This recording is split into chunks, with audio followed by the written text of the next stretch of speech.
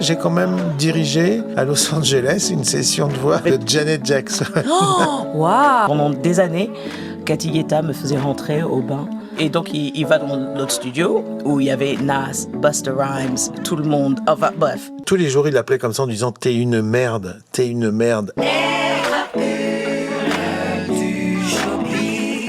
Crapulons, crapulettes, bienvenue dans les Crapules du Showbiz, le podcast qui se rit de l'industrie du spectacle.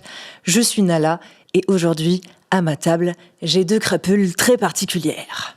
La première m'a enseigné qu'on peut être excellente chanteuse et drôle et partager son savoir sans s'excuser d'être instruite, de parler ou de rire fort à une époque où moi-même je n'avais aucune idée de comment faire tout ça et où je manquais cruellement de modèles féminins. Le second m'a enseigné l'art trop peu répandu de l'ouverture d'esprit culturel en me montrant qu'il était possible de trouver des qualités musicales à Jul alors même qu'on connaît des solos de Charlie Parker par cœur. Et ce, à une étape de ma vie où mon entourage trouvait ça beaucoup plus cool d'être élitiste.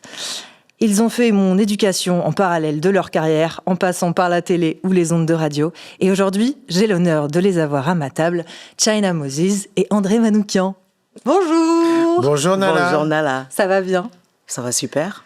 Merci de nous réunir. Bah, ça fait très plaisir. J'ai vu que vous avez fait en plus une autre émission il n'y a pas si longtemps ensemble. C'est vrai, on a fait Claude, le Grand Échiquier. Oui, c'est ça. Ça y est, tu vois. On a parlé de Claude François. On a rendu hommage à Claude François. Ouais, enfin, et grâce à... Enfin, surtout, toi, t'as rendu hommage à la Motown, que Claude François avait beaucoup... beaucoup pillé. C'était beaucoup inspiré. Et du oui, coup, j'ai dit un mot voilà, un petit peu. Oui. Il s'est inspiré très fortement. Voilà.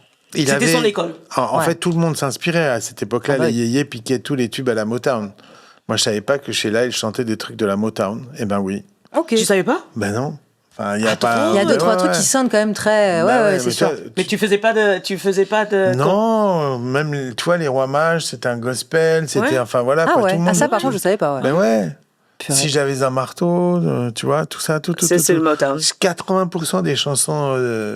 Ça fait longtemps que j'avais pas dit ce mot yéyé. C'était de la Motown. Et Claude François, comme il était batteur et qu'il aimait la musique quand même, il avait des antennes là-bas et il piquait tout de suite les meilleurs. C'est quoi? C'était des sortes de plugs avec des disquaires ou des trucs comme ça? Comment ça fonctionnait? Je pense qu'il avait des bons potes, avec des bonnes oreilles. Ouais, okay. Il avait des espions là-bas et il prenait les charts et il embauchait des gens pour qu'ils écoutent les charts et qu'ils leur disent ce qui leur plaisait. Ah, c'est sympa ça. J'ai découvert il y a pas longtemps qu'il existait dans les années 60-70 le journal du show business où il y avait vraiment tous les classements, tous les trucs et tout. C'est marrant ça. Ouais, c'est vrai qu'aujourd'hui tout est sur internet, mais à part Billboard Magazine qui est encore. Il y avait le guide du showbiz. Le guide du showbiz. Ouais. Oh. Quand tu voulais faire les maisons de disques, t'achetais le guide du showbiz et t'avais... C'est vrai. Mais ouais. C'est vrai, moi j'ai commencé dans la musique, il y avait encore le guide du showbiz. Et tu sais qui est-ce qui éditait le guide du showbiz? Non. Jean-Marie Le Pen. Oh, quoi? Non, mais sérieux? Je te jure. C'est le premier name drop de l'émission. Il faut que ce soit Le Pen. Je te jure, c'est fou, non? Non, mais c'est vrai. Bah ouais. Qu'est-ce qu'il éditait encore? Mais qu'est-ce que il y a 2-3 chansons d'Adolphe. Tonton, comme il l'appelait. Ouais, exactement. Ah la vache, d'accord, ok. Ouais. Il y a des choses qui sont liées, on ne le sait pas. Et parfois, on ne veut pas le savoir. Oui, voilà, c'est ça. On va mettre ça dans un petit coin de notre tête et on va l'oublier. Bon, aujourd'hui, on est là pour savoir si oui ou non vous êtes des crapules du showbiz. Alors, qu'est-ce que c'est qu'une crapule du showbiz? C'est une personne qui s'arrange avec la réalité quand elle raconte une anecdote, qui name drop en société pour se faire bien voir, ou qui s'invite à des soirées sans invitation. Et... Je suis entièrement coupable de la troisième. C'est vrai? Ah oui. T'as une soirée qui te revient? Beaucoup trop. Beaucoup trop. Moi, je me rappelle quand j'ai signé en 96. Oh là là, c'était loin. Ouais. Okay. Bip, on mettra un bip. Sur l'année. Quand j'ai signé, j'étais pas encore assez, entre guillemets, connue comme artiste pour être invitée dans toutes les soirées privées que les marques faisaient, que les labels faisaient et tout. Et je me pointais, mais comme ça. Et je leur disais que j'allais être la prochaine star du R&B français. Pour faire la promo, du coup. Non, juste, je rentrais, pour aller boire gratuitement. Juste avec l'attitude et tout ça. Avec l'attitude, je rentrais. Et c'était très drôle. Et c'était très drôle. Moi, je me rappelle d'un anniversaire, un autre nom qu'il fallait pas dire, un anniversaire une fête de Puff Daddy au bain. Oh, waouh! Au bain? Au bain douche. Ouais, ça m'étonne pas. Et oui, je suis rentrée sans être invitée. Ah, waouh! Et je me rappellerai toujours, c'est Cathy Guetta qui m'a fait rentrer pendant des années. Cathy Guetta me faisait rentrer au bain sans que je sois sur la liste. Elle me voyait arriver et avant que je sorte mon premier disque et ainsi de suite. Donc, je remercie Cathy Guetta. Vous vous connaissez, enfin, vous voyez toujours depuis? Non, pas du tout, mais elle a toujours été un peu comme une grande sœur. Ok. Ouais, elle m'envoyait des messages, me dire qu'il y avait une soirée qui était bien ou quelqu'un que je devais rencontrer. Elle a toujours été extrêmement bienveillante avec moi. Ah, c'est un bon ange gardien à avoir, ça, Cathy Guetta. C'est drôle. J'adore. Bah, c'est sûr qu'elle a ses entrées dans les soirées. Hein. Ah, ça, c'est sûr. Bon, alors, pour savoir si oui ou non vous êtes des crapules du showbiz, on va évaluer votre background. Est-ce que vous vous souvenez de votre premier passage en média, quoi? Donc, c'est radio, télé. Vas-y, André. T'étais caché pendant très longtemps. Mon premier passage Ouais. radio, moi, je m'en rappelle, ouais. C'était quoi? C'était où? Et c'était France Inter. Ah. On était en 1982. Wow. J'avais un groupe à Lyon qui s'appelait Horn Stuff, Ok. avec une chanteuse. Et j'avais envoyé une cassette. Alors, il y avait 6 cuivres. C'était entre Lyon et Grenoble. Ok. Une belle section de cuivre. Franchement, ça sonnait. Super arrangeur, Pierre Drevet. Et on me dit, tu devrais envoyer ça à André Francis, le monsieur du jazz de France Inter de l'époque. Ok. Tu sais, quand tu entends concert de Miles Davis à Jouan-les-Pins, avec le jeune Anthony Williams à la batterie, tu vois, cette voix-là, Ouais. un peu, c'est lui. Ok. Moi, j'envoie la cassette, mais je mets rien dessus. J'envoie une cassette, je mets même pas le nom du groupe et tout. J'étais un peu bené. Et j'ai un pote le lendemain qui m'appelle et il me dit « Putain, je crois qu'il passe ton groupe à la radio. » Je dis « What the fuck ?» Et je mets France Inter et je les entends. Voilà, on a entendu ça chez André Francis hier, on ne sait pas qui c'est. Et du coup, ils ont fait un teasing pendant une semaine. J'y suis allé. Mais ils t'ont recherché, du coup, il fallait qu'ils te retrouvent. Donc je les ai appelés. Ah, ok. Avec une chanteuse à l'époque. Et la chanteuse, elle n'a pas voulu continuer. Oh non. Ouais, parce qu'elle a un fiancé. Et le fiancé il était jaloux, il chantait aussi. Mais lui, il chantait comme un pizzaiolo. Oh. Et voilà.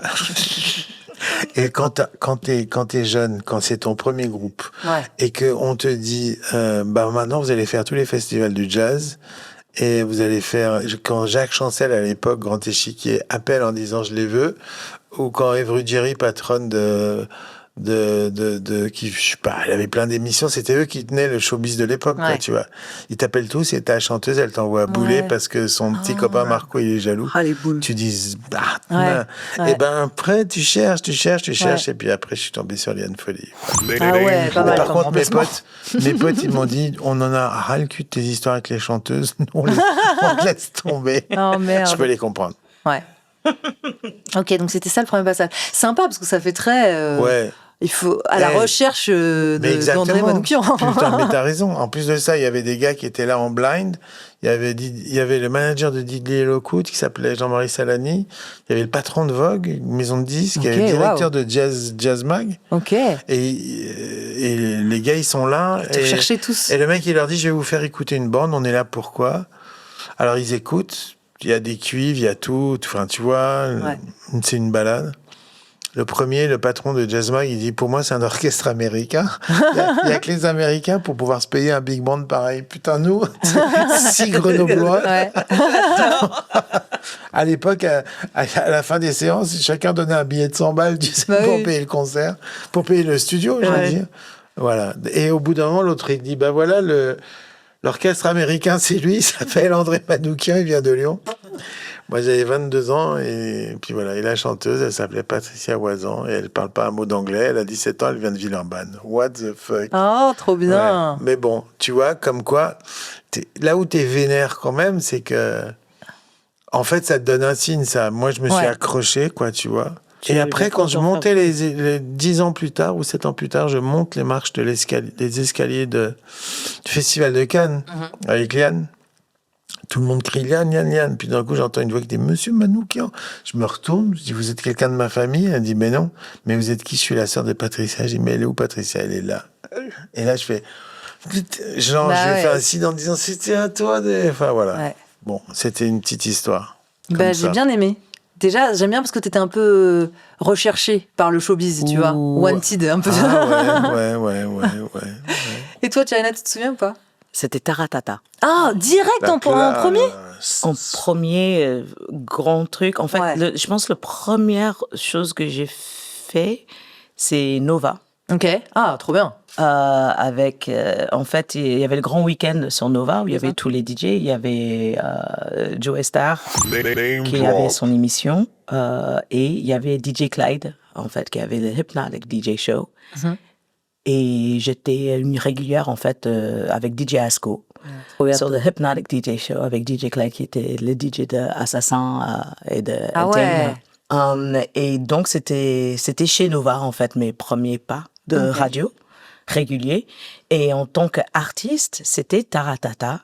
Et c'était grâce à une compilation pour lever des fonds pour les enfants atteints du sida, Ok. Solancy. Et la grosse... J'étais aussi, moi, sur Solancy, avec Liane, non? On avait fait un Peut-être. truc, il y avait Dao, il y avait plein de gens. Il y avait plein de gens, oui. Ouais. Et je pense que j'avais 17 ans. Et je me rappelle, c'était extrêmement impressionnant parce que je chantais une chanson que j'avais coécrit et co-composée avec ma mère. Mhm.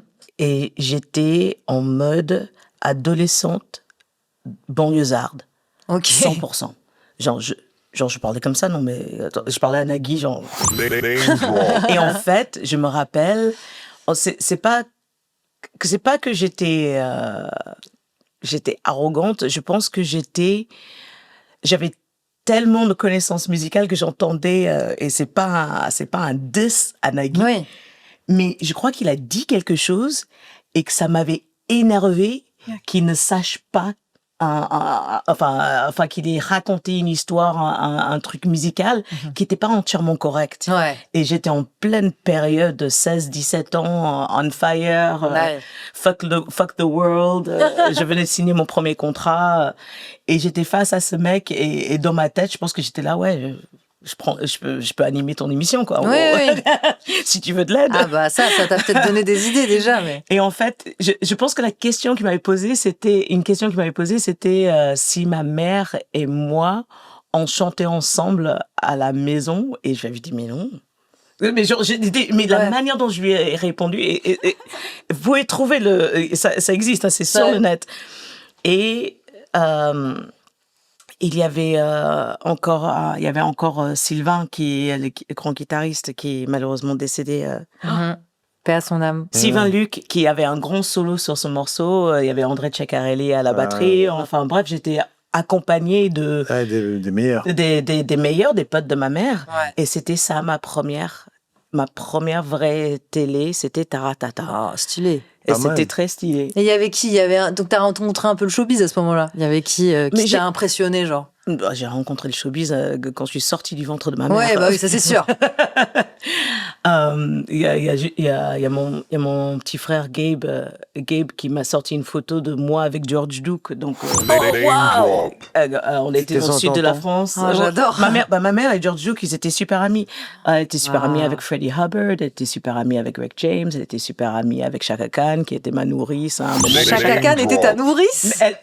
Mais ce qui est drôle, c'est que Chaka Khan ne s'en rappelle absolument pas, parce que c'était dans sa période où elle buvait un petit peu. Tata buvait tout le vin de maman. Voilà.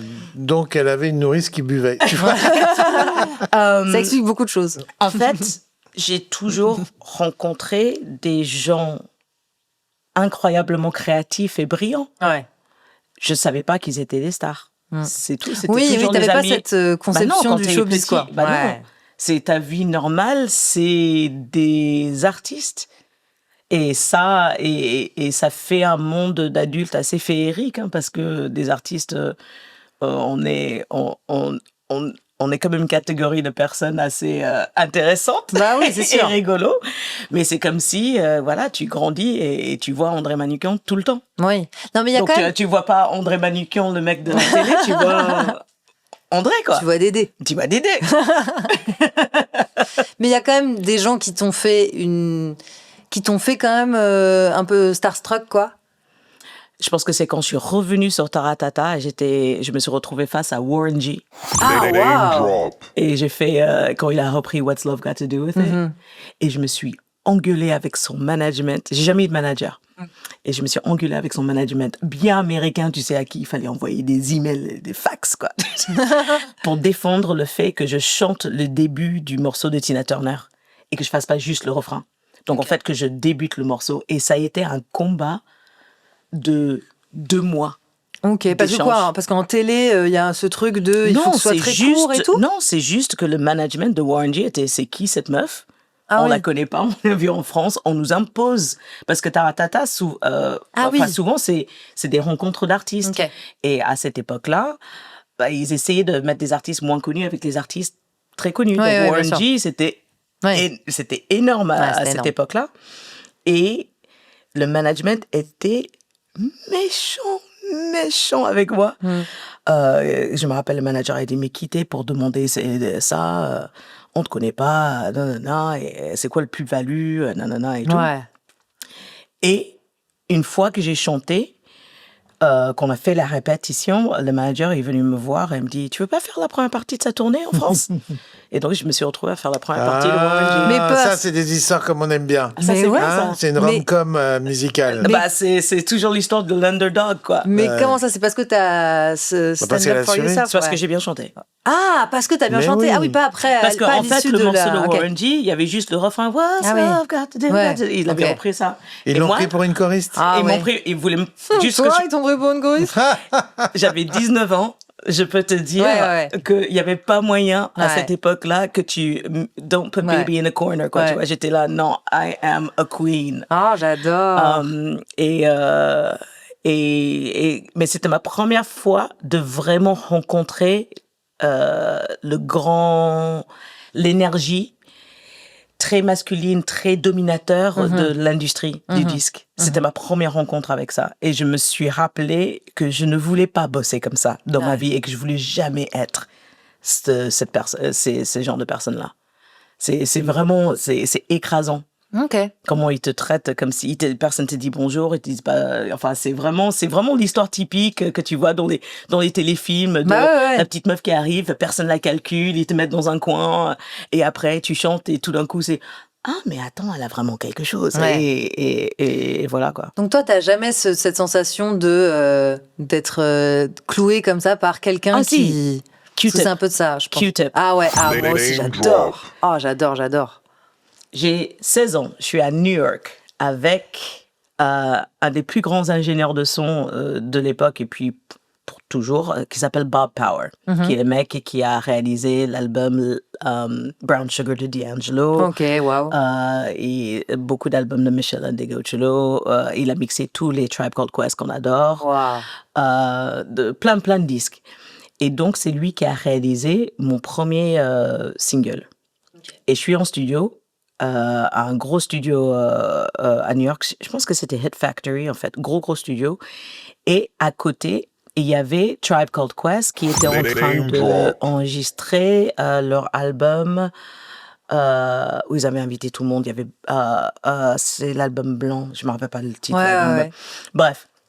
Donc, Bob, il sait que je suis folle de Tribe Called Quest. Et donc, il va dans l'autre studio où il y avait Nas, Busta Rhymes, tout le monde. Le studio était rempli de toutes les personnes que j'aimais le plus au monde. J'avais leur poster dans ma chambre, quoi. Je connaissais les paroles par cœur parce que je suis une rappeuse frustrée. Donc, il y a Q-Tip. Bob, il fait « Ouais, tu veux pas venir écouter tu vois, cette meuf, je pense qu'elle a du talent, là. » Et donc, Q-Tip, il vient, il écoute mon morceau. Il y avait Michel Ndegeocello qui avait posé la ligne de basse. C'est mon premier single time. Wow. Et Q-Tip rentre dans le studio. Je perds la capacité de parler entièrement. Voilà. Et il écoute le morceau et tout. Tu as composé ça? Je dis, ouais. C'est cool. Il dit, t'aimes le blues et tout. Je dis, ouais. Il dit, c'est un morceau de blues. Je dis, exactement. Moi, je vais faire une blues pop, soul. Et il me dit, mais je peux te poser une question? Je dis, mais t'as quel âge? Et à l'époque, j'avais 16 ans. Il fait, et pourquoi tu veux rentrer dans ce business? Oh. Tu vois, genre un peu, tu vas dire, pourquoi tu veux faire ça? Pourquoi fais attention à toi, tu vois, il voulait me dissuader Ouais, Ah ouais. ouais. Ok. du truc. Alors là, t'as l'image de cette personne que tu vénères. Ouais. Et encore une fois, ma caractère de jeune femme de 16 ans regarde Q-Tip et fait. Et à quel âge toi t'as commencé? Et il me regarde et dit, t'as raison. Ouais. T'as raison. Et c'était ma première rencontre avec Q-Tip. Oh, trop stylé. Mais grâce à Bob Power, j'ai rencontré, il a aussi bossé sur les albums de The Roots, donc je suis devenue amie avec Questlove, j'ai James Poyser, toute cette bande-là. Je suis allée à des showcases d'un groupe qui n'existe plus malheureusement, qui s'appelle Jazzy Fat Nasties. Leur showcase devant Clive Davis, les showcases que les artistes faisaient dans les fin 90, début 2000 pour les labels, c'était des véritables concerts. Et ouais. C'était une méga production. Donc, ce groupe qui était, je vais dire, pour un public qui pourrait pas connaître, c'est un peu les Nubians, mais version américaine. OK? Ouais. C'était deux chanteuses absolument incroyables de Philadelphie. Il y avait Erykah Badu qui les habillait. Tu les habillais juste? Ouais, c'était leur styliste. Ah ouais. Donc, moi, je suis en train de discuter avec Erykah Badu, super cool.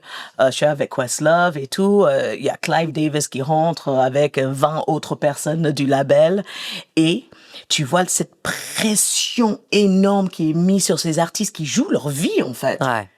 C'est un showcase où tu joues ta vie et tu fais un showcase juste pour les gens du label. Ouais. Et tu sentais, c'était palpable, le stress, l'angoisse, l'excitation. Et moi, je me suis retrouvée à discuter avec Clive Davis, quoi. Et je me dis, c'est le mec qui a signé Whitney Houston. Tu vois, dans ma tête, c'est tout ce que je pouvais me dire, c'est Whitney Houston. C'est tout ce que je pouvais me dire. Ah ouais. Et il était super gentil. Il savait pas du tout qui j'étais, mais voilà, il avait du temps ce jour-là. Et on attendait. Et j'ai vu ces femmes jouer leur vie. Ah bon, elles n'ont pas signé sur J Records, mais j'ai vécu cette grosse machine américaine. Ouais. Et encore une fois, une deuxième fois dans ma vie où je me suis dit, non, pas pour moi. Ouais. Ah bah tu m'étonnes. Oui, c'est ça. Faut avoir le mental entre guillemets. Et puis il y a plein de types de carrières différentes aussi, quoi. Donc en fait, faut pas se formaliser, quoi. Et c'est un mental que tu peux pas imaginer en fait ici. Ouais. Même jusqu'à aujourd'hui, j'ai rencontré plein de gros stars français, leur entourage, leurs équipes. Je sais que t'en as vu beaucoup. C'est pas la même pression que la manière de faire américaine. C'est pas les mêmes enjeux, c'est pas les mêmes enjeux. C'est pas les mêmes performances aussi, je trouve, en vrai. Non, c'est pas les mêmes performances, et c'est juste pas du tout la même mentalité, et assez jeune. À chaque fois que je me suis retrouvée confrontée à la vraie grosse machine, j'ai rebroussé chemin. Ça m'a fait trop peur. Je savais que j'étais trop sensible et que j'allais me faire écraser. Ouais. Je m'en serais pas sortie vivante, en fait, si j'aurais pris les opportunités qui m'ont été offertes à cette époque-là. Ouais. Il faut avoir de l'intuition, c'est bien. Tu l'as suivi, c'est sûr. Il faut savoir se préserver. Ouais. Et toi, André, alors, est-ce qu'il y a quelqu'un encore aujourd'hui pour qui tu pourrais prendre l'avion là demain pour rejoindre, si on te propose le job de rêve là, avec la collaboration avec un artiste que t'as pas encore fait et où vraiment là toi c'est le top du top. Alors il est mort, mais c'est Gilles Deleuze, mais c'est c'est plutôt un philosophe. Est-ce que t'as des posters? Est-ce que t'as une photo de Gilles Deleuze chez toi? Évidemment. Une fois Steph, elle m'a dit tu veux te faire tatouer, donc on était à Tahiti ensemble. Et j'ai demandé au Tahitien s'il connaissait Gilles Deleuze. Il m'a dit non. J'ai dit bon, laisse tomber. Je voulais avoir Gilles Deleuze ici et Beethoven ici. Mais bon, voilà, on verra après. Pas mal, hein? Ouais, sympa. Beau projet. Jamais trop tard. Ouais, grave. Je suis pas sûre que le visage de Gilles Deleuze soit très élégant. Non, tu rigoles. Tu te rends compte, mais si je l'ai dans mon corps et tout d'un coup, je vais devenir encore plus wise et tout. Spinoza aussi. Non, mais Gilles Deleuze qui te raconte Spinoza, c'est génial. Je vous le conseille. Mais sinon, alors, une star vivante. Ouais, aujourd'hui, il y a encore une collaboration que tu rêverais de faire? Ah, une collab? Ouais. Mais plein. Enfin, j'allais dire, je suis cool avec ça parce que, voilà, j'adore accompagner les chanteuses. Elle en sait quelque chose. On a officié pendant longtemps, elle et moi, juste piano-voix. Et je dis que j'aime beaucoup faire de l'espace entre mes doigts pour la voix des chanteuses. Mais attention, celui qui prend ça Non, de bien sûr que travers. non. Ok, d'accord. Non, mais c'est une grande qualité musicale, je suis d'accord. Ouais, parce que je trouve que la voix, c'est le plus bel instrument qui soit. Et du coup, quand tu as une voix comme la sienne et tout, qu'est-ce que tu fais derrière? Tu lui fais un cocon, tu lui fais un écran, quoi, tu vois. Et voilà. Donc, tu penses plus, en réalité, on n'est que deux, mais tu es obligé de penser presque comme un chef d'orchestre sympho, parce que tu es là en temps réel en train de jouer avec ces vibes-là. Et ça, je trouve ça passionnant. Après... Du coup, une voix... La top voix actuellement. La top voix actuellement. Ouais, selon Tu en es. Ah, il est adorable. C'est bien d'avoir un ami comme André Malikian. Ça peut être partout. Voix, en ce moment, voix pour accompagner... que tu as entendu dernièrement. Parce que toi, tu écoutes beaucoup de voix, puisque tu es amoureux de voix. Tu trouves des voix absolument magnifiques à t'accompagner sur tes disques. Comment elle s'appelle, cette chanteuse incroyable à chevelure roux qui était sur 3 albums en arrière, je pense. Élodie Frégé? Non, qui chante en plusieurs langues. Léna Chamamian. Ouais. Chanteuse arméno-syrienne, mais là, elle fait des makams. Alors là, le makam, parce que moi, ça fait une dizaine d'années que je me suis balancé, enfin une douzaine d'années, dans la musique de mes ancêtres arméniens. Par hasard. Je me suis dit, pour une fois qu'il m'amène autre chose que des névroses, je vais en profiter. Et du coup, ça m'a permis, par contre, de remettre le piano au cœur du village. C'est-à-dire, j'avais des réticences, tu vois, quand t'aimes trop le jazz, la voix, tout ça, tu te dis, mais comment je vais faire pour être... En plus, comme j'aime les mélodies, jouer une mélodie au piano, ça peut être, tu vois, t'as peur du gouffre Klederman à gauche et je sais pas qui à droite, quoi, tu vois. Et c'est ça qui m'a donné le courage d'y retourner. Et depuis, je bosse le piano tous les jours et tout. C'est-à-dire que ces mélodies qui sont entre l'Orient et l'Occident, un peu Satie, un peu Bill Evans, un peu école russe et tout d'un coup, waouh, tu les développes. L'autre jour, j'ai écouté dans un film qui s'appelait Jane Austen a gâché ma vie ou je sais pas quoi, sur Arte, un truc génial. Et à un moment donné, il joue une fantaisie de Schubert et tout. Je suis tombé amoureux du morceau. Donc là, je suis vraiment rentré dans un truc où finalement, j'allais dire c'est la musique elle-même, c'est plus forcément une voix, c'est plus forcément évidemment, si cette voix elle va dans le sens de ce que j'aime et tout ça, et voilà quoi. Et moi, mon gros truc aujourd'hui, c'est de relier Orient et Occident. Bon, c'est pas que je veux faire la paix à Gaza, quoi, si tu veux, mais quand même, toute la musique classique occidentale, elle vient d'Orient, en fait. Et ce retour sur la musique de mes ancêtres, je me suis aperçu que c'était aussi le retour que c'était les origines de toute notre musique. Si on rentrait dans une église chrétienne en France en l'an 120, et que, tu vois, si Monsieur Bolloré y rentrait, eh ben, il dirait, mais qu'est-ce que c'est que ces trucs, c'est quoi ces chants orientaux horribles? Et en fait, c'est l'origine du chant grégorien, elle est comme ça. Elle est très, très, très orientale. Aujourd'hui, il y a des jeunes qui sont en train de reprendre ça, comme ça devait être, parce que c'est compliqué. On a des neumes. Des neumes, c'est juste des textes avec des petites flèches, quoi, tu vois. Mais en réalité, et moi, ce travail dans le temps me passionne. Donc, si je pouvais retourner dans le temps, j'aimerais bien aller à Athènes écouter Socrate qui chante sous sa douche. C'est la conclusion de cette phrase, j'adore. D'accord. Donc, donc pas d'artiste vivant. Ça va être difficile là pour moi de te ramener. C'est trop difficile pour moi. Pas d'artistes vivants, mais si, il y a des artistes qui sont géniaux, tout sans arrêt. J'aime bien découvrir des nouveaux et tout ça, quoi. Tu vois, notamment dans le jazz, j'ai trouvé une fille qui s'appelle Marguerite, Daisy Marguerite. Ella Fitzgerald. La meuf, elle a 20 ans. Et elle écoute Ella Fitzgerald depuis qu'elle a 9 ans, quoi. Mais c'est pas une imitation, c'est dans l'esprit de... Ouais, dans le phrasé. Et c'est ça que j'aime, c'est-à-dire qu'elle l'a assimilé, parce que quand t'écoutes ça toute gosse et tout, au bout d'un moment, t'as l'esprit d'eux. Et du coup, et je m'aperçois qu'il y a une tendance en ce moment que ce qui m'intéresse beaucoup, c'est les jeunes cats, tu vois, young cats, qui jouent comme les anciens. Ouais, ils sont Et du hyper coup- intéressés par le swing Et et du le coup, jazz. exactement, c'est le retour du swing et tout. Du coup, je me dis, putain, c'est formidable. C'est-à-dire qu'il n'y a pas un jour sans que je me chope un tuto et où je fasse, waouh, qu'est-ce que c'est que ça, quoi, tu vois. Tu regardes des tutos encore? Ouais, mais oui. Ouais. Et puis, parfois, il y a des tutos de jazz qui durent 30 secondes. Et moi, derrière, j'ai 3 mois de boulot, quoi. Ah ouais? Mais ouais, je te jure. Parce que tu décryptes, tu vas plus loin, Bah, parce qu'une fois que tu as appris le plan, un leak Oui. de Coréa et tout ça, tu vois. Ouais.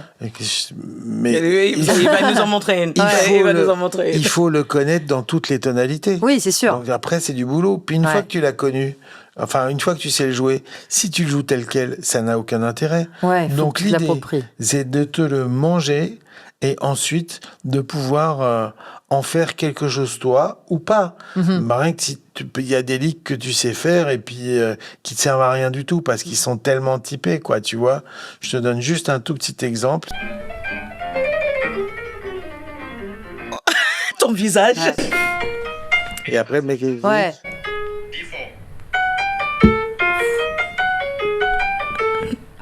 Ouais. E minor 2, ta gueule. Tu sais, c'est un peu le mime avec le grand contrebassiste Ron Carter. Tu sais, c'est You need to practice. Ouais. C'est André, c'est ça tout le temps. Ouais. You need to practice. Ouais. Il y a un guitariste qui s'appelle Antoine Boyer. Ah bah oui, je l'adore. ah oui, Bah, Antoine Boyer. On connaît que lui. Tu sais ce qu'il fait? Ah non, Ouais. mais je sais. Ouais. C'est du contrepoint. Ah oui. C'est Bach. Jean-Sébastien. Ouais, c'est ça. C'est Jean-Seb. C'est Jean-Seb, Seb. comme on l'appelle. C'est Jean-Seb. Voilà. J'ai Donc- pris un café avec lui la semaine dernière encore. Ah ouais, Antoine Boyer, il est adorable. Donc Ouais. voilà, c'est sans arrêt, sans arrêt. Il y a plus. Il y a quelques temps, avant de connaître China, j'aurais dit ouais, mon rêve c'est d'accompagner Whitney Houston, quoi, Ouais. tu vois. Mais j'ai quand même dirigé à Los Angeles une session de voix Avec- de Janet Jackson. Oh, waouh, t'as dirigé la session Ouais, de. pourquoi? Like, Parce qu'elle what? parce qu'elle Attends, chantait. wait, Tu la wait. connaissais pas l'histoire? Non. Pétard, mais André, depuis ça le fait des temps. années qu'on se connaît, tu me l'as pas sorti Oh là ça, là. tu sais que je suis fan de Janet Jackson. C'est quoi pas cette vrai. histoire? Très court, très court. Ah non, Elle très est- long. C'était Très long, très long. c'était son album où elle avait les mains de René, Yes. son mec, sur Ouais, ses ouais. seins, tu vois. C'est l'album Comment Janet, il non? Ouais, c'est ça, exactement. Et il était numéro 1 dans le monde entier, sauf en France, où il était numéro 3. Et t'avais le manager de Janet, qui appelait Emmanuel de Burtel, patron de Virgin, allez, donc, en lui disant, tous les jours, il l'appelait comme ça, en disant, t'es une merde, elle est numéro 1 partout, et pourquoi elle est numéro 3 en France, t'es une merde. Les C'est comme ça- Américains. C'est comme Ouais. ça qu'ils parlent, les Américains, tu vois, c'est la pression, elle vient d'en haut. En fait, ce qu'on appelle les majors, elles sont faites pour que les artistes américains envahissent le monde, quoi, Ouais. si tu veux. C'est pas un game. Dans l'autre sens, ça marche C'est pas pas. un game pour eux. Ouais. Et nous, comme des cons, quand on signe des contrats, on signe pour le monde entier en disant peut-être qu'un jour, mais non, si t'es pas dans une cellule internationale, c'est jamais t'y seras, quoi, tu Ouais. vois. Bref, revenons au manager qui insulte de Burt tous les jours. L'autre, il sait tellement plus quoi faire qu'il dit, ben, on va lui faire une chanson en français. Et moi, je me retrouve chez Janet avec une balade en plus. Ah ouais. Et là, C'était laquelle? c'était I've heard, je sais pas quoi. Et la première phrase, j'ai entendu des amis. Elle me regarde, elle me dit, alors je lui donne le texte, elle me dit no way, phonetics. Elle s'assied sur le canapé. Moi, j'ai entendu. Elle dit non, j'ai entendu. J'ai entendu. Je dis bon, ok, on l'aura pas. Des amis. Et là, elle écrit D-E-Z, des amis. Ouais, bah oui. Des amis. Et là, dire que tu es revenu. Et là, elle dit dire que tu es revenu. Parce qu'elle veut tellement dire les oui, R, les enfin, les R, R à l'américaine. J'ai entendu tes amis dès que tu es revenu. Et là, phrase par phrase, pendant 4 heures, elle en a bavé. Et je disais, putain, mais la meuf, c'est une star mondiale. Qu'est-ce qu'elle se fait? Enfin, déjà, Mais ça, c'est la le mentalité. son, quoi, tu Ouais. vois. Voilà. Et à la fin, elle me prend dans ses bras, elle me dit, André, are the French gonna laugh when they will hear me? Je dis, no, I promise. You promise? Je fais yes. Et quand je suis rentré, les mecs, ils me disent, on a pris le plus gros fou rire de notre Aïe, Donc, aïe, si aïe. tu tapes sur Internet, Janet Jackson chante en français, Ouais. je suis derrière la console. C'est toi qui as chapeauté tout ça. Ouais. Incroyable. Oh la vache. incroyable, t'en as vécu des choses. Mon Dieu. Eh ben, je suis ravie, ça c'est une vraie anecdote exclusive. Si même toi tu la connaissais pas. Non, je connais pas toutes les anecdotes de la vie d'André. Pourtant, j'ai passé du temps avec lui. Eh ben écoutez, merci beaucoup. De toute façon là, on arrive un petit peu à la fin, tout doucement. Et j'ai cru comprendre qu'il y avait des petits concerts bientôt. Peut-être le 7 février au Châtelet. Oui, peut-être le 7 Ouais. février au Châtelet. Et Avec alors mon band anglais, avec mon band Ok. qui... Full band. Full band, avec les cuivres. Ok, Ça voilà. fait aussi- can't be happy. I can be through. I can do my best and try to get through to you. You see me trying to explain it, baby, since we had our daddy.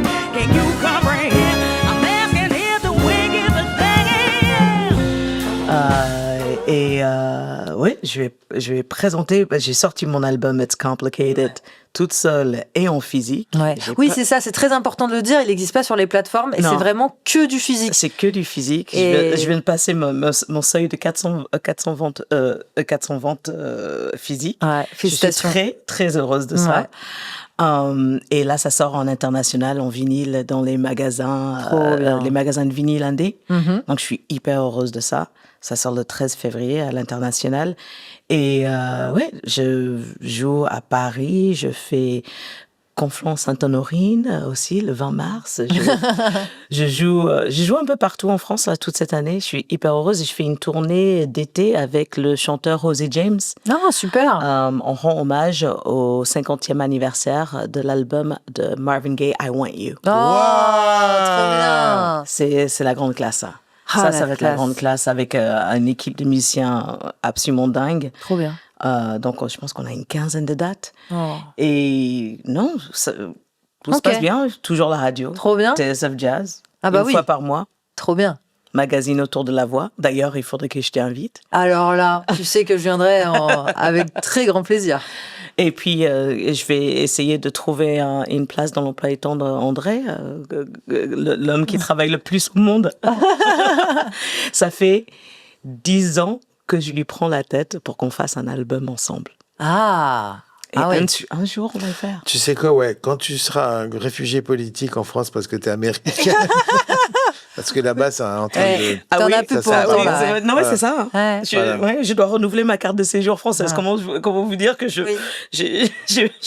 je veux qu'on m'accepte ici. J'ai Ah oui. demandé ma nationalité. Putain. J'ai fait ma demande. On t'accepte. Mais ouais, un de ces jours, on va le faire. En tous les cas, il faut qu'on le fasse. Ouais.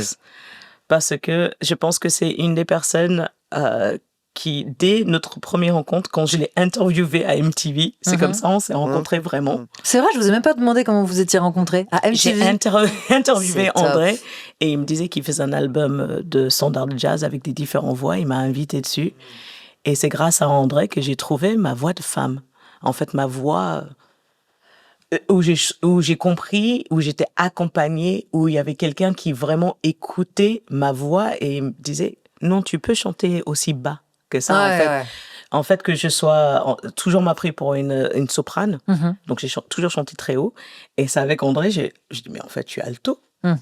Je suis alto, mezzo-soprane. En Ouais. fait, et en fait, on avait fait une balade qui s'appelle So in Love. D'ailleurs, c'est le titre de De l'album l'album Cole Porter. de Cole Porter, qui est une chanson magnifique.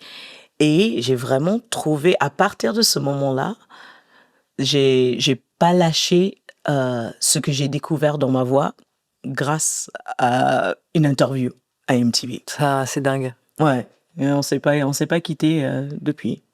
C'est beau. Belle histoire. Mm. Toi, André, on te voit le 28 mars à la salle Pliel, c'est ça? Ouais. C'est chic. Ouais, Ouais, c'est chic. Hein. C'est chic.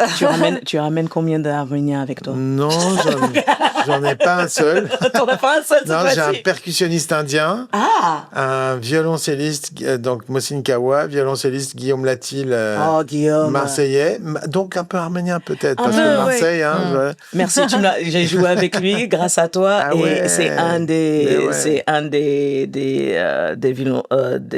violoncellistes Celliste, ouais. cellistes les plus incroyables avec Ouais, lesquels ouais. j'ai joué. Et Qui d'autre? Et Gilles Coquart à la contrebasse, voilà, on va être 4, c'est mon quartet.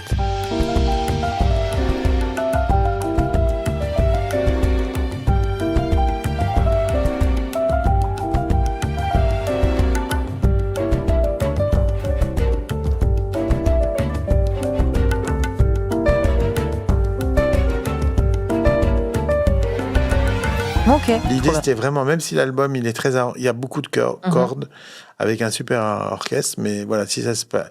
C'était composition originale? Ouais, je voulais présenter vraiment le quartet, et c'est un peu pour ça que je t'ai délaissé depuis quelque temps. Oh non, mais ça, c'est pas grave. Mais si. Je trouve que c'est... Il y a un truc. Moi, je trouve que c'est hyper important. Et je suis trop contente pour André que finalement, il présente lui. Il y a tout un personnage qu'on a l'habitude de voir. Et ce personnage, il est réel. Hein, tel qu'il est à la télé, tel qu'on le voit à la télé, il est comme ça dans la vie. Mais il y a aussi vraiment l'artiste, le compositeur, l'arrangeur, le réalisateur incroyable qu'il est. Et souvent, je trouve que comme il y a le rire, comme il y a aussi l'intelligence et cette brillance qu'il a, c'est un peu un philosophe musical de folie. En fait, traîner avec lui, t'apprends tous les jours. Ouais. Mais je trouve ça hyper beau que tu présentes tes compositions. Il était temps. Il était temps de revenir à toi, sans chanteuse, quoi. C'est vrai que je me cachais beaucoup derrière les chanteuses. Ouais. Quand j'étais petit, déjà, j'étais un peu timide, et un jour, ma mère me racontait, j'avais 4 ans, ma petite sœur avait 2 ans, je suis revenu en disant, Marianne, il m'a piqué mon ballon, le garçon. Elle est allée, elle a arraché le ballon, elle me l'a donné, je me dis, est-ce que je continue pas à faire ça avec les chanteuses, tu vois, parce que voilà, tes compositions, quand elles sont chantées, fatalement, elles sont plus bonnes. Bon, maintenant, j'ai remis le piano au cœur du village. Eh ben, la Sultane, faut écouter ça partout. Ouais, c'est en fait, beau. au lieu de les écouter en streaming, comme de toute façon vous devrez aller chez le disquaire pour aller acheter It's Complicated, je pense que vous devriez directement aller chez le disquaire, acheter à la fois la Sultane et It's Complicated. Comme ça, vous faites une pierre deux coups. Exactement. C'est mieux comme ça, non? C'est beaucoup mieux comme ça. Le jazz, c'est pas nul. Non, non. En plus, là, c'est tellement plus riche que juste du jazz. Là, vous allez ouvrir 2 portes vers 2 univers très différents et très riches, quoi. Donc bon. Exactement. Je vous souhaite d'écouter cette musique. China, André, merci beaucoup d'avoir accepté mon invitation. Mes petites crapules, je vous dis à la semaine prochaine. Merci toujours de m'écouter, c'est un honneur. Si vous avez aimé cet épisode, n'hésitez pas à mettre un petit commentaire, le liker, le partager avec des gens que vous aimez. Et puis à bientôt pour de nouvelles aventures. Ciao, ciao! Salut les crapules.